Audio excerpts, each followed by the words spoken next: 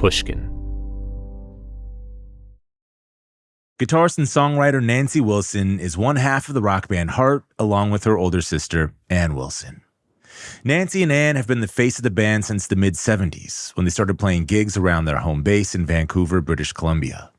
The Wilson sisters both migrated to Canada from Seattle, Washington, to join a band member who was dodging the Vietnam draft.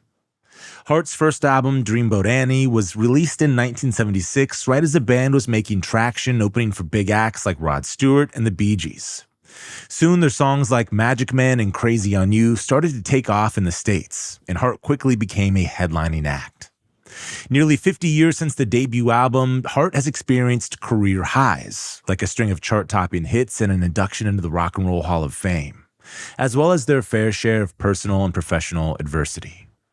Today, Ann and Nancy remain steadfast in continuing Heart's legacy. This month, they are embarking on a world tour, their first in 5 years.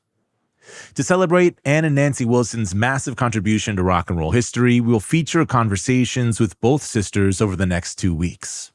Today, we'll hear Leah Rose talk to Nancy about how the popular drugs of the 70s and 80s influenced Heart's sound.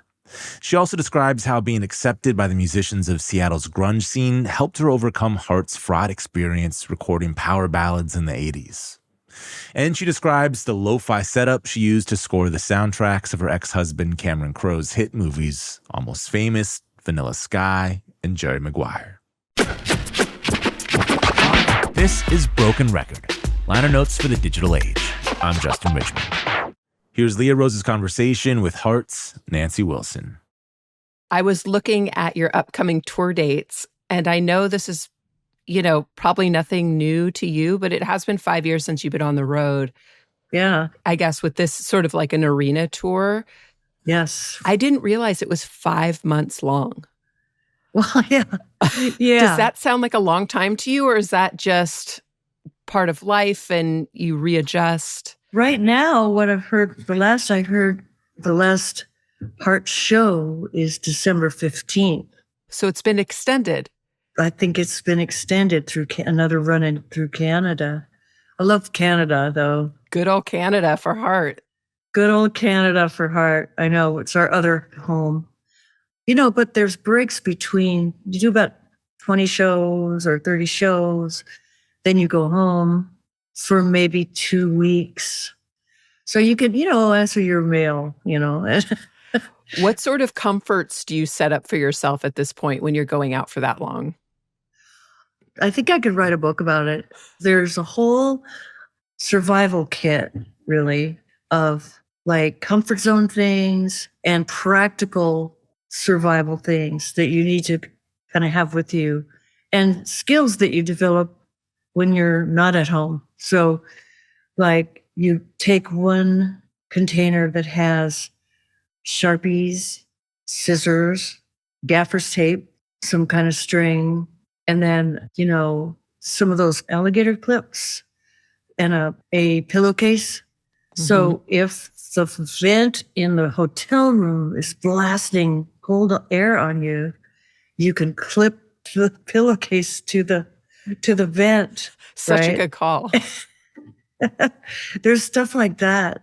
And an alligator clip also will close the curtains when it's broad daylight comes away too early in your room. Oh, yeah. Hair clamps also suffice. And then if you have a stinky room, you run the shower with the tub closed so the water gathers the hot water with the complimentary shampoo. Will run the bath with the shower, moisten the air, and scent the room at the same time. Wow. And if you get an extra pile of towels, you can do all your laundry in cold water in the tub, wring them out, rinse them in the tub, wring them out again, and do the towel dance is what I call when you lay the clothes and fold the towels and do the dance on the towels and then hang the clothes in the room. And if you have a balcony, even better, because then they'll go fast, they'll dry faster. Like college stuff. Well, the college stuff all works, Right. If you ever went to university, which I did, all of that stuff, like one little hot pot is pretty much all you had. No refrigerator, Yeah. You had the window that kept things cold outside, stuff like that. I listened to your audiobook, Kicking and Dreaming, and it was so great because you read the book, you and Anne read the book. Yeah. There was one section where you were talking about meeting Paul McCartney. Uh-huh. And he was on stage talking to somebody else. And then I guess you and Anne went up and started talking to him. And he had this glazed over look in his eye that I think Anne said reminded her of just what happens when you're on the road for a long period of time. Yeah. Oh, yeah. How do you get past that feeling? How do you deglaze yourself?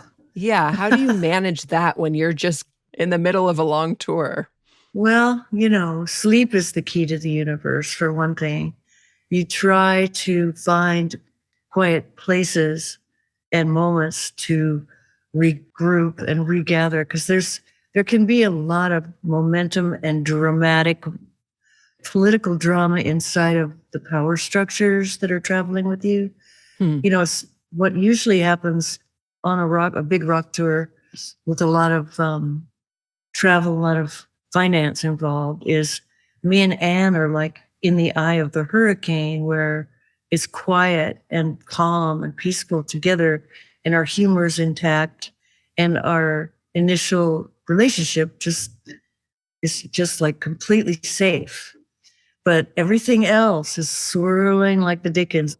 It's like the Twister movie where you see cows go by and, there's the kitchen sink. There's a house over there, just the emotional luggage that you kind of have to navigate through, the baggage and the chaos that can surround you. But we like to have a wellness room, because we're going to be in lots of arenas, which are basically locker rooms. Yeah. Which, so you're going to need something that smells good in there. Some lavender spray or lavender something. spray, some incense, and some good thick yoga mats and some music, and turn the fluorescents off and put some candles on, and have a massage table in one room, and then have the workout stuff like the TRX and the free weights and the Pilates machine in the other room. So you can strengthen, or you can, go get body work, even if it's once in a while, just try to keep strong and keep centered with it. Last time you went out, I saw there's a couple of dates on this tour with Def Leppard and Journey. And last time you went out with them, it sounds like Def Leppard were just like party animals to an extent that you weren't expecting, because at that point they were in their 50s, and it sort of took you aback. Are you expecting more of that this tour? They're older guys now. Like, everybody has to slow down their party activity, at a certain point. I mean, for instance, U2 have really slowed down, because I partied with U2 one time. It was like, whoa, what city did we land in on the private jet? Oh, wait, you thought it was Paris? No, it's Vegas. Like, stuff was going on. Everybody was drinking like fish and smoking like sacks. But, you can't live like that when especially if you're a little bit older. So, those dance cards have been full for a while. So I think even Def Leppard, I mean, you can't actually go out and play and do it well if you're just distracted from a party. Right. I mean, Heart actually plays everything live. We don't run tapes, as they say. Our show doesn't come out of a box like most people do these days, which is not a judgmental comment on my part, but I guess we're just kind of old school that way. We just really want to feel the authenticity of the moment that only happens that one particular time. And there's nothing sort of canned going on around it, And even at the expense of coming off really fallible and really human at times, where your voice doesn't exactly work right, or you squeak, or you can't quite hit that note, or your fingers don't work too well, or your fingers hurt, or whatever it is, We just do it like that because that's how we know how to do it. Like, as a rock fan, if I go see the Eagles, for example, and you could tell some of the background vocals are sweetened, or if you go see Paul McCartney and some of it's a little bit extra, like the album sounding and stuff like that, it doesn't really matter. There's no like shame in that. I think all that really matters is how beloved these songs are and the experience that people get from going all the way out of their way to go and see you play those songs that they love. Are you the type of fan, if you go see someone like Paul McCartney, since you've loved the Beatles for so long, do you want to hear him play all the hits, all the early Beatles stuff, Wings stuff? Do you kind of get a little bit disgruntled if he starts to play a new song? Or because you're also an artist and a performer, do you totally get that? And are you over supportive of that new music moment? That's a good question. I tend to be really overly supportive of anyone that, puts a toe into the new material column, in a live show setting, especially when they have so many beloved songs to do. And I went and saw Paul on his 80th birthday in San Francisco, and it was an incredibly good show. And, he's ever the Paul. He's dependable as the sun will rise. He's a genius songwriter. But there's so many songs that over a very, actually pretty short period of time that became such landmark songs, and even with Wings, as well as with the Beatles. But when he does something like Moloch Can Tire, or something more rare, like Happiness in the Homeland, or, Love in Song, or, Tug of War. I mean, I know all of his songs. Deep cuts. So that's kind of what I'm concentrating a little bit on with this new lineup of players in this band we call Heart. A couple of deep cuts, to put in our back pocket to keep the set list from being always predictably the same. Right. Even for ourselves, Yeah. Living on the edge. It's like, okay, let's pull this one out. Oh my God, how does that go again? Let's see. How does that go? Yeah. If you're worth your salt as a player, a singer, songwriter, player, I think you can pretty much get through. Even if you mess up a little bit, you can have fun with it and make it work. And people kind of appreciate the imperfections, even maybe a little bit more than they appreciate something that's absolutely perfect. I was curious about your decision to play rhythm guitar rather than lead guitar, and if gender had anything to do with that decision early on, and if you still feel like, I'm a rhythm guitar player till the death. Well, I mean, I've been known to step out, play little bit of lead here and there on records and in live settings, and I toss in little, I don't know, shred moments here and there. But I'm more like a Pete Townsend at my center. I'm an accompanist as a songwriter. So I approach my playing like a songwriter. So I'm accompanying the lyrics and the melody for the song. So it's the structure of the song that interests me more than the embellishing and kind of the frosting on top, Yeah. So for me, that's the meat and potatoes. That's the real, essence. And you can add all the extra stuff, which is fun to do. And I'm not a horrible lead player. I just don't do it that often because I'm more a building block song person in the way I play. But I've always thought, as a woman playing guitar, there's so many women right now that are younger women coming out that are just shredders, like Grace Bowers, for example. I don't know if you've seen her on like Instagram or whatever, but she is kind of a Clapton type shredder. She's a blues player who plays, instead of for the quantity of notes, she plays for the quality of the expression of the notes that she chooses, that sound more like sentences than, show off stuff. I was surprised when I listened back to Dreamboat Annie, which is turning 50 next year. Next year. There's so much musical interplay on the songs. It's not just straightforward at all. And there's a lot of communication between the two guitars. Right. Was that something that was intentional from the beginning, or did that just happen in jams?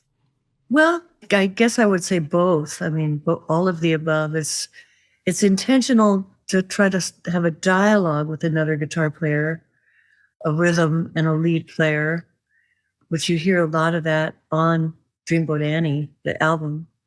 And at that point, it was Howard Leese and Roger Fisher, two really great players that I got to sort of cut my teeth, my rock and roll live club band kind of first recording session teeth with. The era we came from, to the late 60s, by this point, we're releasing our first album in the mid 70s, in 75. So we had all of that imprint from the late 60s, the mind expanded sort of epic length songs and, tales of great Ulysses kind of stuff out there. And, like Styx and Rush and Yes, and Heart. a lot of conceptualizing going on, and Yeah. significance and depthy symbolism and stuff like that. Before cocaine, before it got all ego driven later. Yeah, I was going to say that feels very LSD-esque. Very mind expanded from that era. So we were really starting out with the first album, I think, really naive and doggedly determined, workmanlike about getting something very important recorded onto a vinyl disc, and this might be our only chance to be heard. And it was really cool because it worked. I mean, just over my last weekend, I was having a birthday weekend at this beautiful beach in Oregon, on the Oregon coast, with my friend Sue Ennis that we did a whole bunch of songwriting with.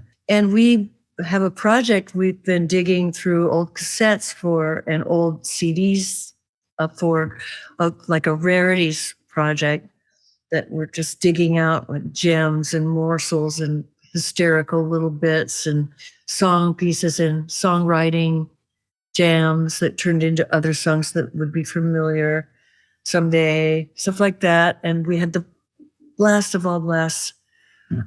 But listening to a lot of those cassette tapes, you could hear Soul of the Sea forming. You could hear, Even It Up, the beginnings of Even It Up coming together.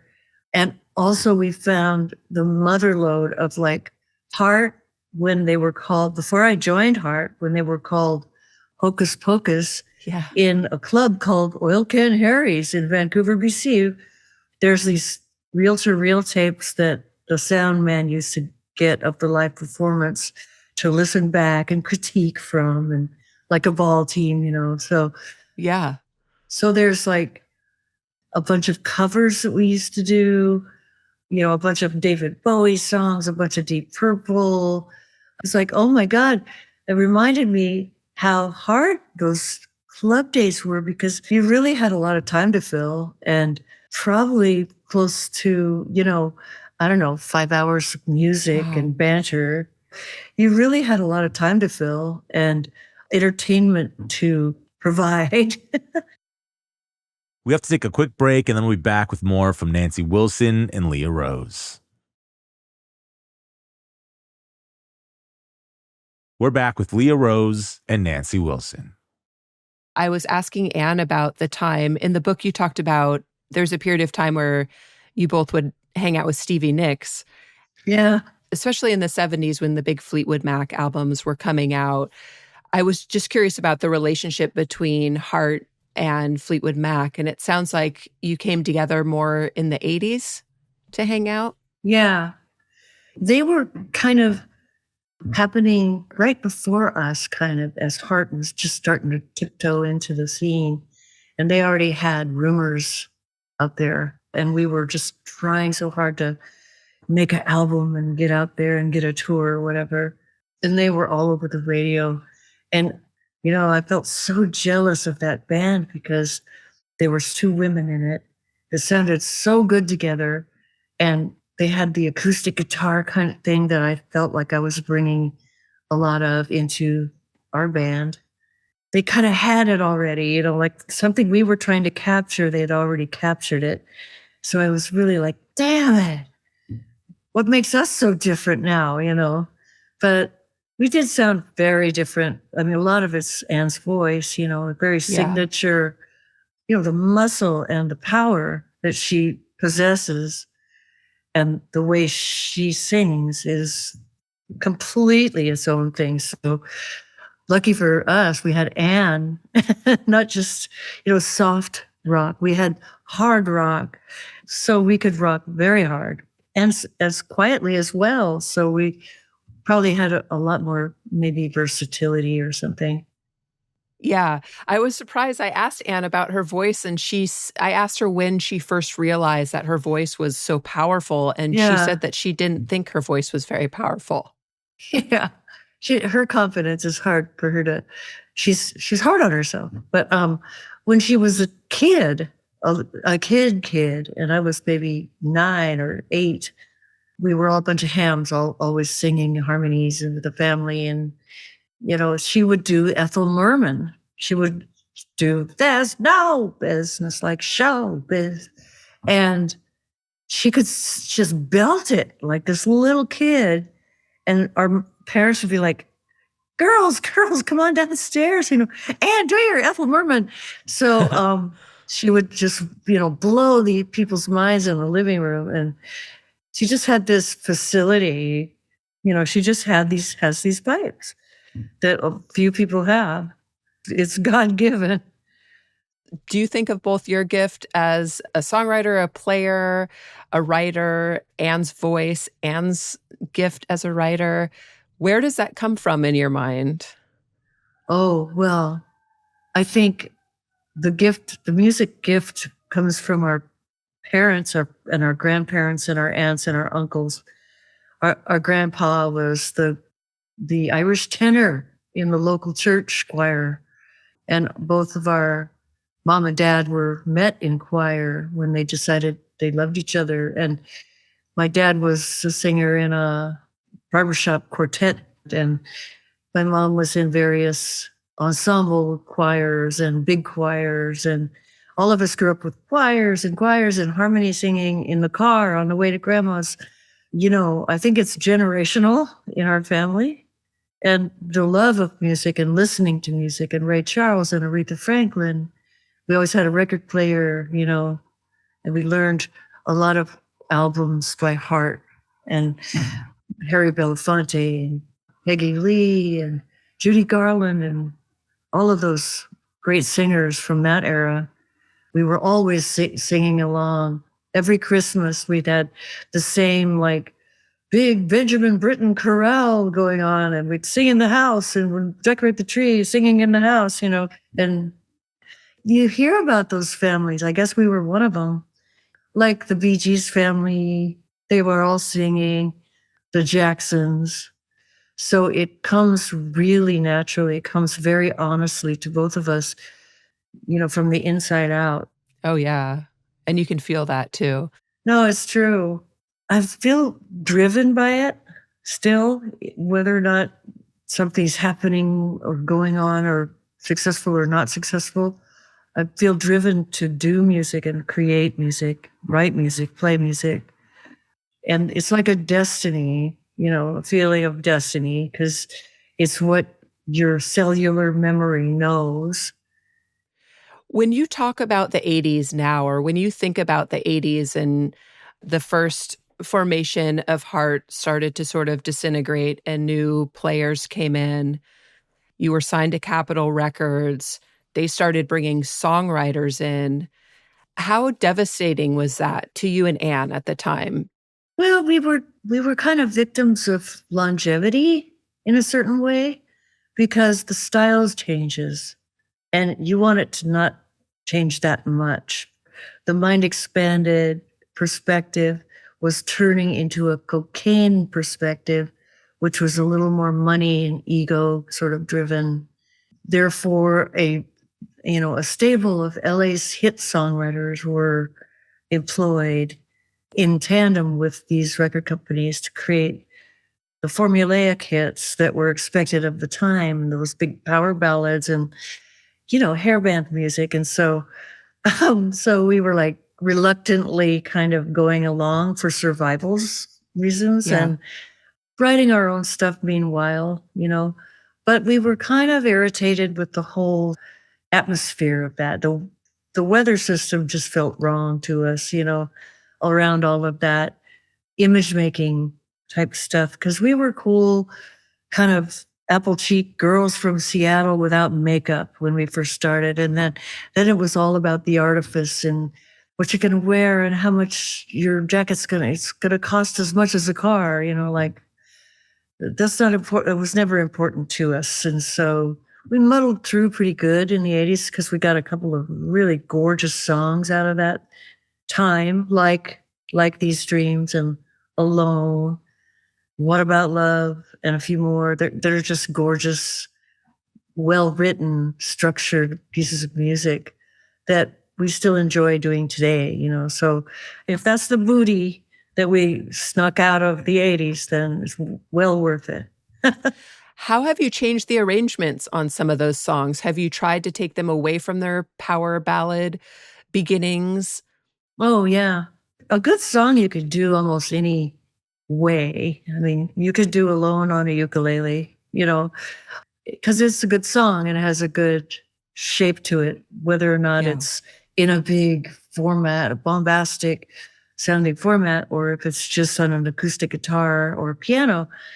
With These Dreams in particular, it's an oddball song that's changed different keys. I played it on mandolin, we do it with keyboards and percussion, and then we do it just acoustic, and we've done it different keys, different arrangements.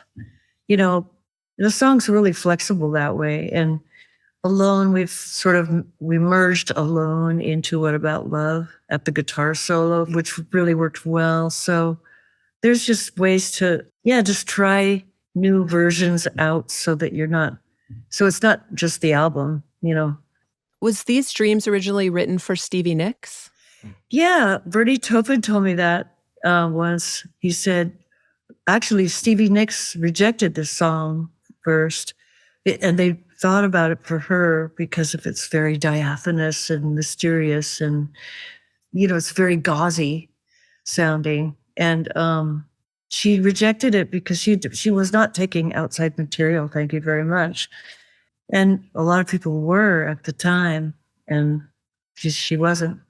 And I respect that a lot, that she wasn't doing that.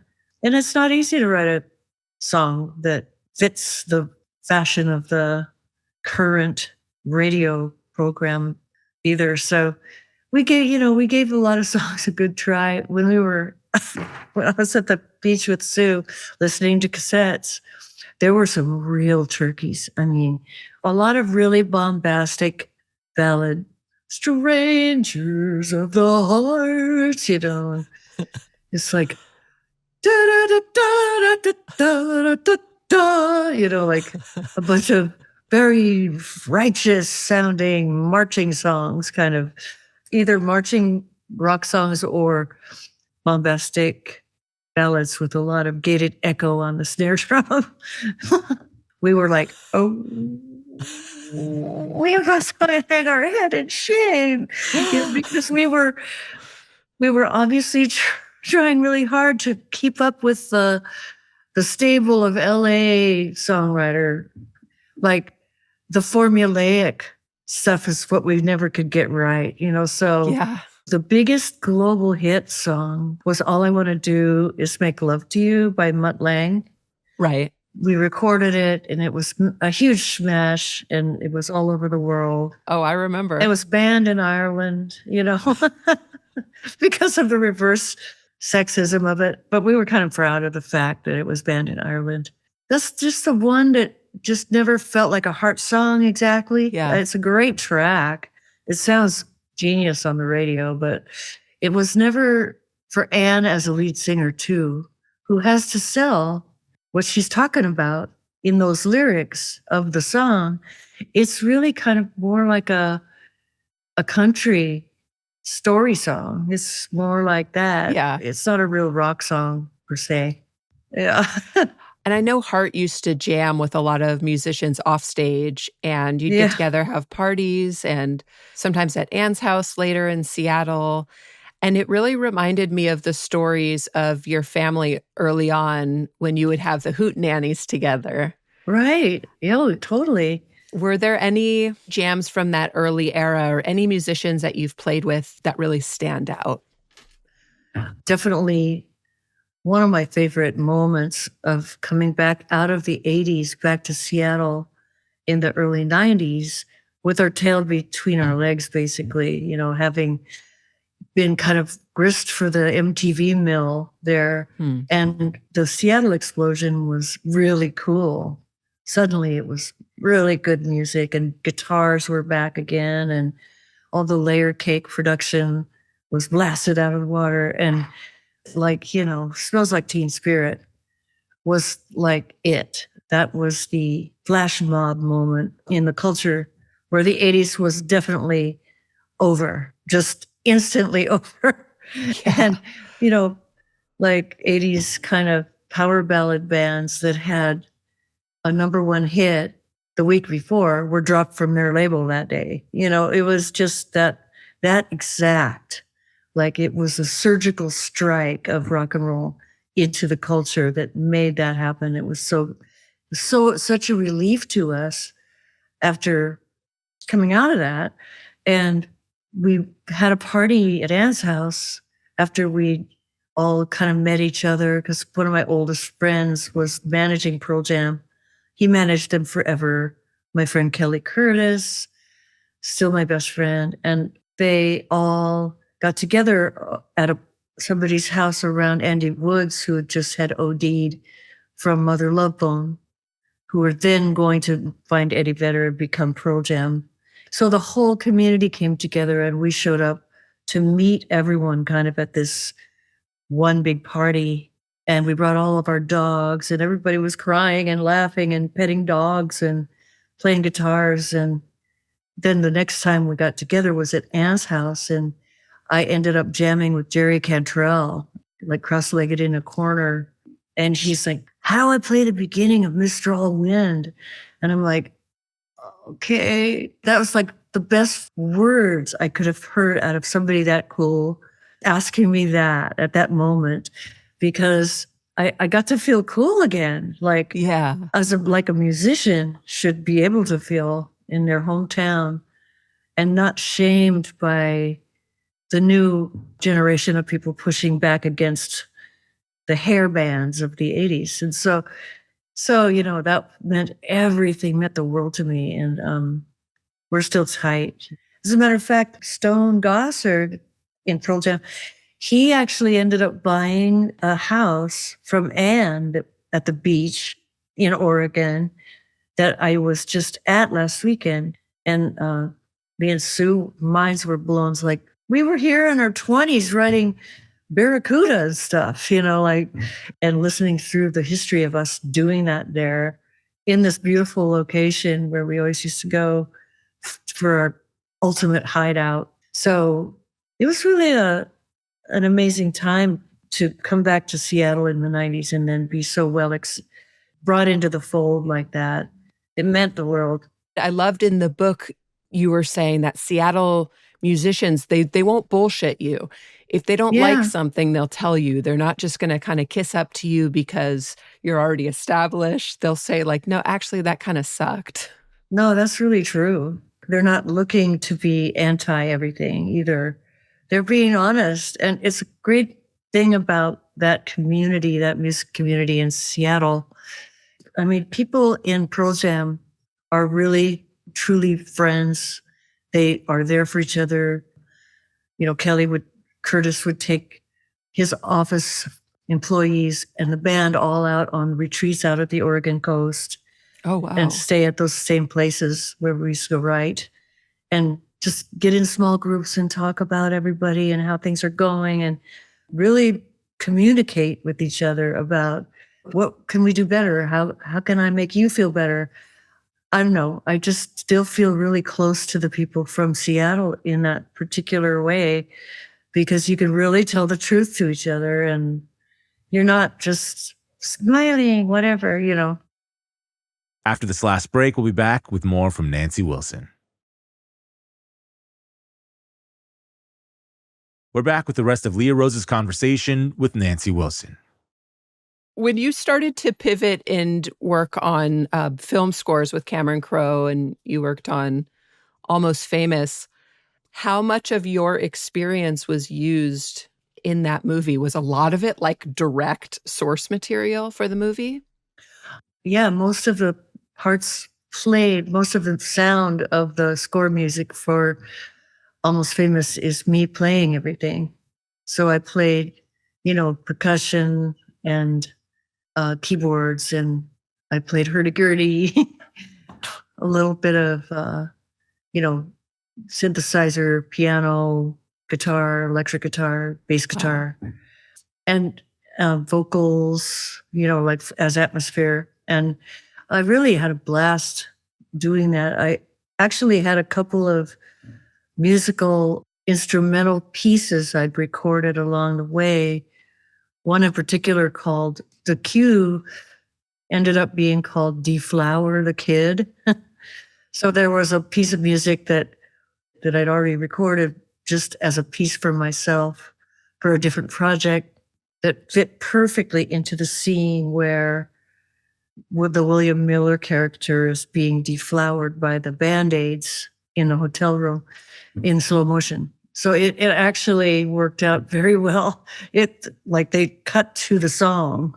So it worked really perfectly for that one scene, the whole scene. And I had a few little bits and pieces, scraps of music sitting around it I threw into the mix. But I recorded a lot of it just on a little cassette stuffed into a tiny Costco TV player with really good Neumann microphones at my friend's house. No soundproofing, nothing. Real Just lo-fi. very lo-fi, but close enough so that you couldn't really hear the garbage trucks outside, So Jerry Maguire was done like that. Almost Famous was done on pretty much really lo-fi like that. My first ever movie session, which scared the shit out of me, was for Say Anything. Ann Dudley was the score artist on that. So she was really nice to me. It's like, I don't know how to read. I mean, I learned, but I don't remember how to read. And so it's like, just show me how it goes by ear and I'll just play it. So I played, guitar parts for that in a scoring session for my first time ever. And then the next thing I did was Jerry Maguire by myself. Wow. With the Costco TV. What an incredible new experience to have at that point in your career, still in music, still making music, but now by yourself. Yeah. Such a different way to make music. So different. Well, I had a really good music editor, Carl Kaller, that I did a lot of that stuff with for years. And he was really a good translator for me to know how to approach it. Because he would be able to take something I'd done and edit it together to fit the screen. So I was not encumbered by what was on picture and played a picture very often just for those 5 seconds or whatever. But, we got really experimental when we did Vanilla Sky. There's some really crazy stuff that we did in that together. There's one called Elevator Beat where the Tom Cruise character is going up the elevator at the end before he jumps off the building, relives his life as he's falling. I went to a flea market, the Pasadena flea market, and I found these old vinyl discs that you could play on home entertainment keyboard machines. You would insert a disc and it would play the groovy beat that you could play along with on your keyboard, your home entertainment organ system. Wow, so pre-Casio maybe. Yes. So really analog, scratchy old albums that people would like dee dee dee dee dee dee dee dee. It would have like do da do do do da do do da do do, little groove beats, or like you turn it over, it would be like a shuffle with the flute right there. And so then you could tape it and run the tape backwards and have this crazy ass insanity sounding thing that you could also play forward stuff to, stuff like that. So I thought it was Brian Wilson there for a minute, and or the Beatles on drugs, and we just tried everything like that on Vanilla Sky. I was clearing out my garage, throwing stuff into a garbage can, and I recorded the sound of big clanks and clunks and clanks going into the garbage can, and used it as a rhythm track for Vanilla Sky, where he's walking through the streets with his mask on and stuff. Yeah, that was so eerie. So it's like crazy stuff, Did you have a lot of influence over the stories of the movies as well? Well, with Cameron writing scripts, he was always writing, rewriting, and rewriting again. And he reading out loud for dialogue and just for the feel of how it sounds and what it feels like. So, yeah, I did a lot of responding, and I made a lot of notes, gave a lot of notes, a sentence here, a sentence there that might land in a funny, cool way. And so I kind of worked a little bit on some of the dialogue mainly. And it's a lot like songwriting, especially a writer like Cameron Crowe. He writes with music in his head.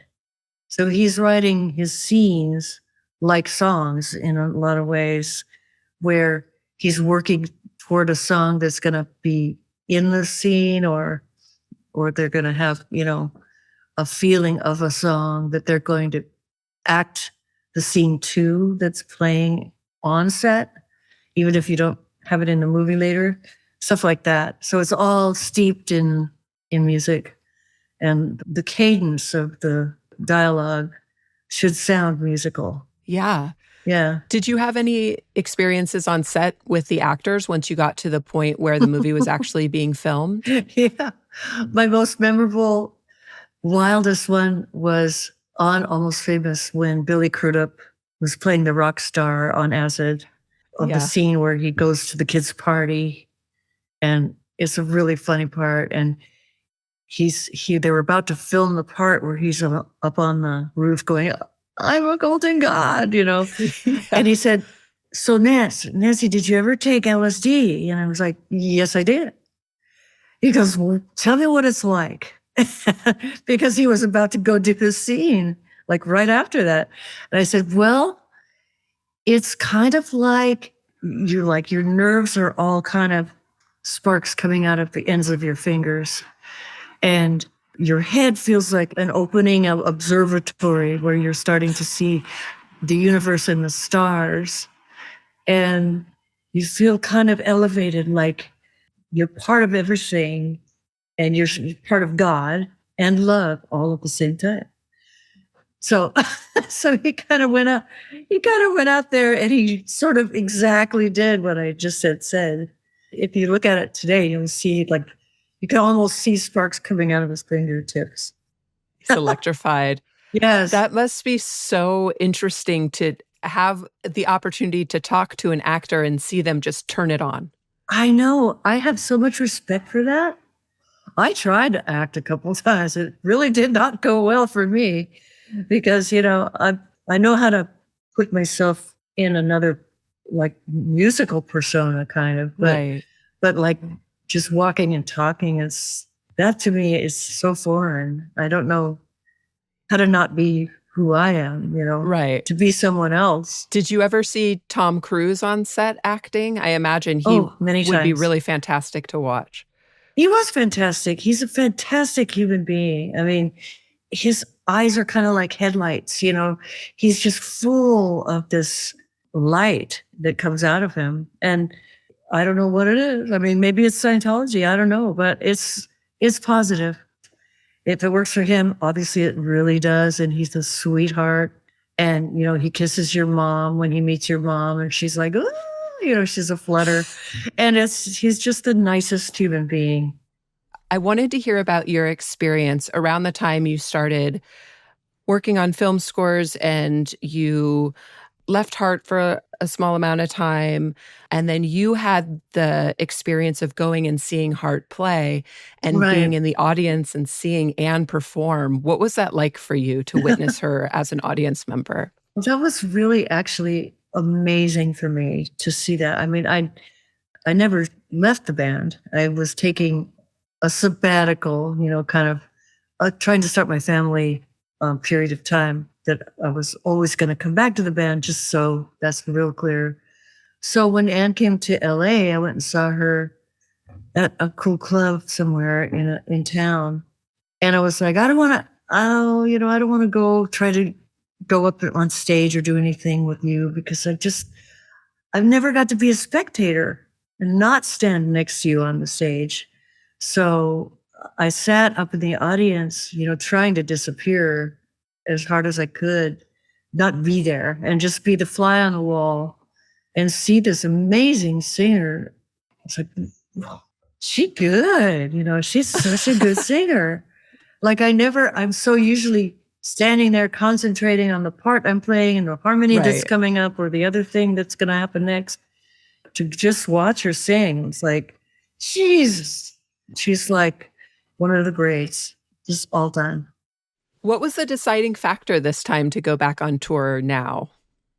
Well, there was kind of a natural break over the last, since 2019 was our last big tour. There was a lot of political shuffle and bustle and scuffle, and it was hard to get our footing back together as far as like who owns what and who makes what decisions and what is hard exactly and who's in it. And so a bunch of really boring, unnecessary, logistical flax kind of stuff. And there, after 2016, there was that break happened too because of, obvious things that we, thank God it's a long time ago now, but just stupid stuff inside the family that was unnecessary and negative stuff. And we had to try to get over that first. And then once we got over that, we went out on to the 2019 tour. And that was a really hugely successful tour. But there was still more, drama to work out. So we're back again 5 years later. Unfortunately, it's a lot later. I mean, been kind of ready to go out for quite a while. But I've got a trainer. I'm getting strong. I try to keep my strength up. And I think it's going to be a good one. I think it's going to be fun and really rewarding. And I love playing with my sister. I really like being next to her on a rock stage. And, while we can, it's a good time to do it. So do you think you'll do another album? Well, I've been writing songs with Sue, and one of them we're doing in Heart now, called Roll the Dice. That's a new Heart song. So, there's a couple of other songs that might kind of come out of it. But right now, these days, it's more about one song at a time than albums. But I would love to do more songs with Heart, for Heart. But first, the tour, Yeah, have such a great time on the tour. I hope all goes well. People are going to go crazy and be so happy to see you both. So, well, I'm going to have my stash of gaffer's tape and my scissors and stuff and the clips. Yep, your whole kit. The kit. I've got the kit ready to go. Thank you so much for talking today. It's been so much fun. Thank you. Really great talking to you, too. And very thorough. Thanks to Nancy Wilson of Heart. Stay tuned next week to hear from her sister, Anne Wilson. You can hear all of our favorite Heart songs on a playlist at brokenrecordpodcast.com. You can follow us on Twitter at Broken Record. Broken Record is produced and edited by Leah Rose with marketing help from Eric Sandler and Jordan McMillan. Our engineer is Ben Tolliday. Broken Record is a production of Pushkin Industries. And if you like this show, please remember to share, rate, and review us on your podcast app. Our theme music's by Kenny Beats. I'm Justin Richmond.